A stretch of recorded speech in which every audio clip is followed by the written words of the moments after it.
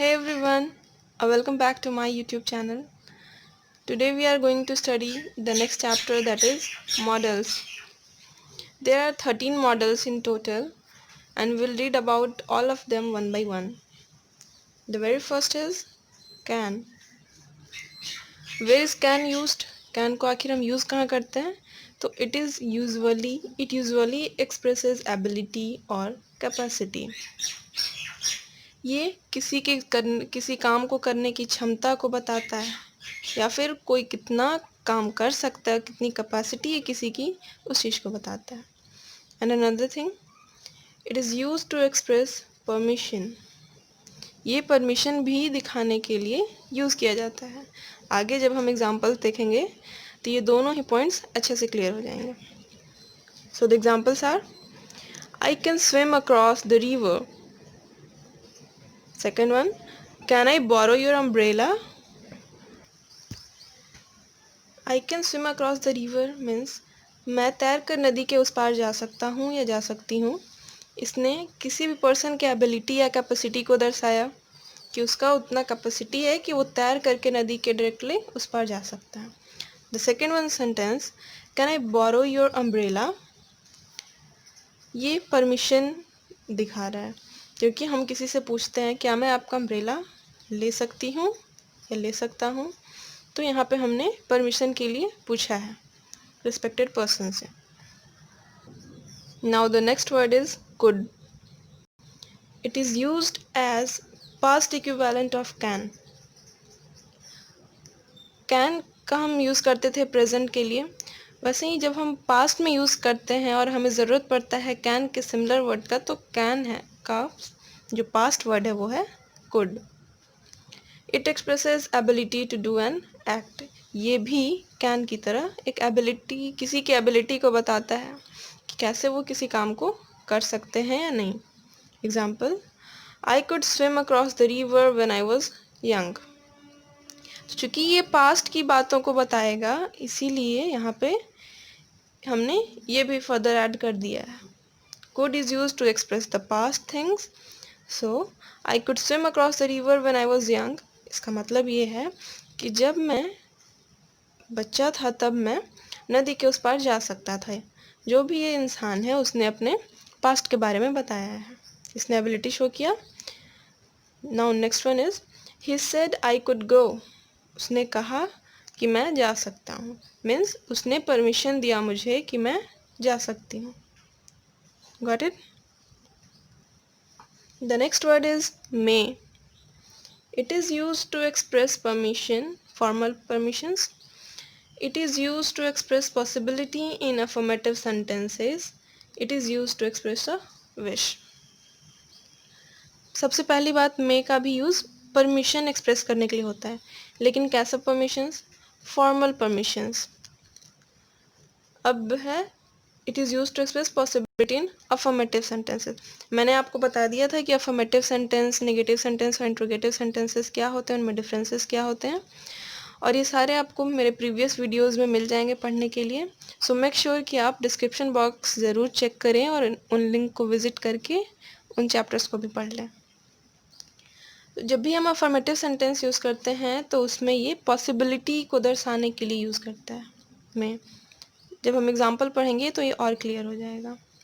Next is, जब हम कोई विश डिमांड करते हैं, जब हमें कुछ बोलना होता है, कोई भी विश, जैसे कि यहाँ है मे यू लिव लॉन्ग. ये एक तरह का विश है. हम कहते हैं भगवान करे कि तुम बहुत दिन तक जियो, या फिर भगवान करे मुझे ये ट्रॉफी मिल जाए. तो इस तरह के सेंटेंसेस को हम मे के साथ लिख सकते हैं. फिर ये है यू मे गो नाउ. तुम अब जा सकते हो. ये भी एक परमिशन है, formal permission. Formal in the sense जो कि कुछ ऑफिशियल वर्क के लिए हो गया. जब किसी हम ऑफिशियल वर्क करते हैं उसके लिए हम फॉर्मल वर्ड्स यूज़ करते हैं. इनफॉर्मल वर्ड्स हम अपने फ्रेंड्स, रिलेटिव वगैरह के साथ इनफॉर्मल थिंग्स यूज़ करते हैं. फिर एक और एग्जांपल है, इट मे रेन टुमारो. कल बारिश हो सकती है. इसने पॉसिबिलिटी को शो किया. आपने देखा कि बारी बारी से तीनों सेंटेंसेस में इस फर्स्ट लाइन में फॉर्मल परमिशन दिखाया, सेकेंड लाइन में पॉसिबिलिटी शो किया, वो भी एक अफर्मेटिव सेंटेंस में, एंड थर्ड ने विश शो किया. It must be clear now. Now the fourth word is might. It is used as the past equivalent of may. It is also used to express a degree of dissatisfaction. May का past equivalent क्या होता है? Might. इसका एक और use क्या है? Degree of dissatisfaction. जब हम किसी चीज़ से असहमत हो, जो हमें पसंद ना आया हो, वो दर्शाने के लिए हम might का यूज़ करते हैं. तो आखिर कैसे करते हैं ये एग्जाम्पल्स में देखेंगे. सबसे पहले कि मे का पास्ट इक्विवेलेंट कैसे होता है. I thought he might be at home. मैंने सोचा कि वो शायद घर पर होगा. यहाँ पे अगर ये प्रेजेंट टेंस में हम बनाते तो यहाँ पे हमने मे यूज़ करना था, लेकिन ये चूँकि हमने पास्ट में बनाया तो हमने माइट यूज़ किया. Now will study about a degree of dissatisfaction. कैसे शो करता है. You might pay a little more attention to your parents. जैसे कि सेंटेंस में कहा जा रहा है कि किसी इंसान को देख करके दूसरे इंसान ने सजेशन दिया कि आप अपने जो आपका अपीयरेंस है उस पर आप थोड़ा और ध्यान दे सकते हैं. इट मीन्स कि जिसने कहा कि आप ध्यान दे सकते हो वो डिससेटिस्फाइड है सामने वाले इंसान के अपीयरेंस से. Okay. Now the next words are shall and will. हम शैल किसके साथ यूज़ करते हैं. आई और वी के साथ. बाकी बचे हुए जितने भी हुए यू, दे, ही, सी, इन सब के साथ हम विल यूज़ करते हैं. Shall is sometimes used in the second and third persons to express a command.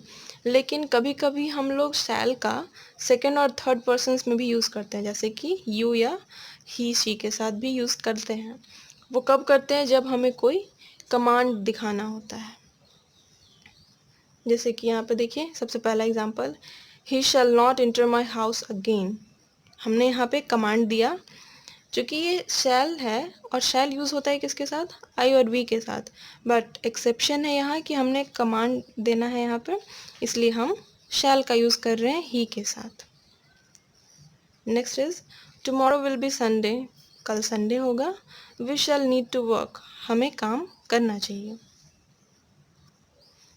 Next words are should and would. They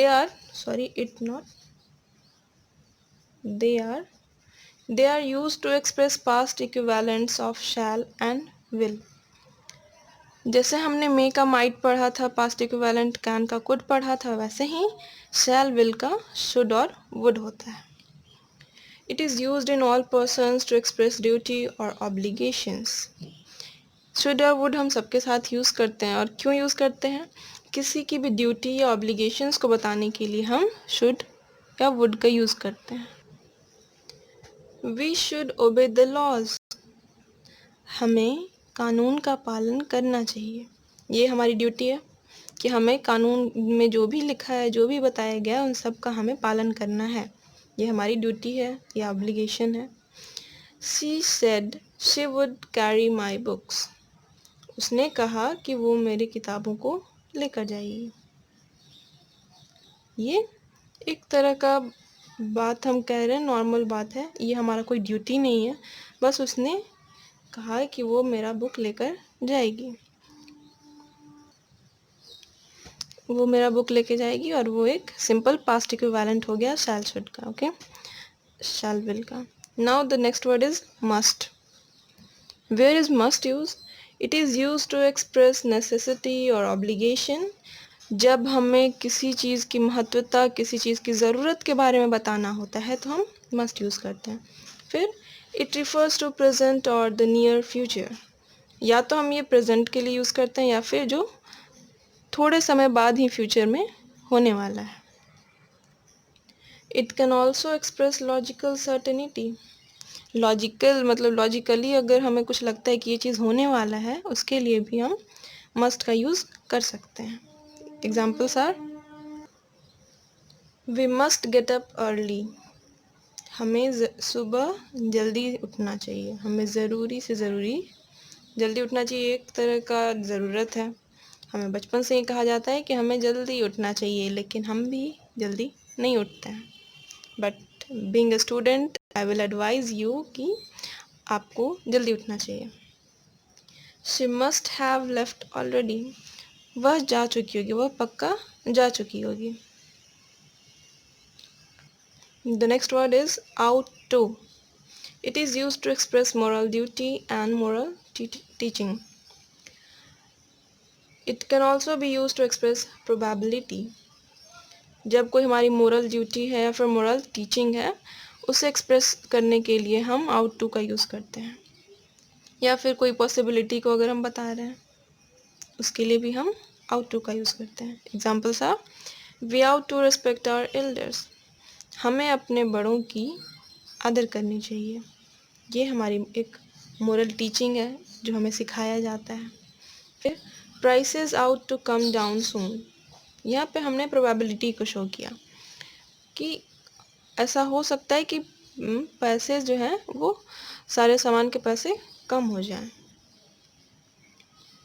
तो यहाँ पे हमने प्रोबेबिलिटी भी शो कर दिया, यहाँ हमने टीचिंग भी शो कर दिया। Okay, the next word is used to.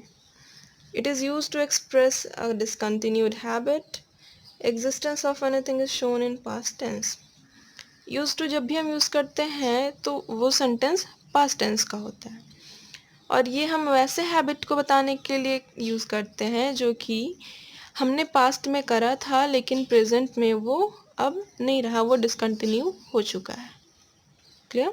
Examples are I use to go there, मैं वहाँ जाया करती थी। ये मेरा पास्ट हैबिट है, ये पास्ट टेंस में भी है। मैं जाया करती थी लेकिन अब नहीं जाती, ये हैबिट मेरा पहले का था, अब ये डिसकंटिन्यू हो चुका है।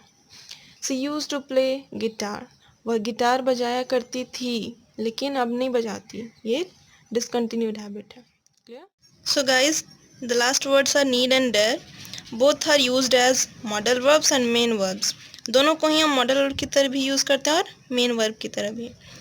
नीड नेसेसिटी या ऑब्लिगेशंस को दिखाता है, मतलब कि किसी चीज़ की महत्वता को बताता है। वहीं पे डेयर चैलेंज को दिखाता है। Examples are he need not go, उसे जाने की ज़रूरत नहीं है। Second example is he dare not take such a step, उसकी हिम्मत नहीं है ऐसा कोई भी कदम उठाने की। तो ये थे 13 मॉडल्स जिनके बारे में अभी हमने पढ़ा। आई होप कि आपको ये वीडियो समझ में आया हो, और मेरे पहले के जितने भी चैप्टर्स मैंने वीडियोस में डाले हैं, अगर आप वो पढ़ना चाहते हैं, देखना चाहते हैं, तो उनकी लिंक्स डिस्क्रिप्शन बॉक्स में प्रोवाइड कर दी गई है। And don't forget to like, share and subscribe to my channel. Thank you.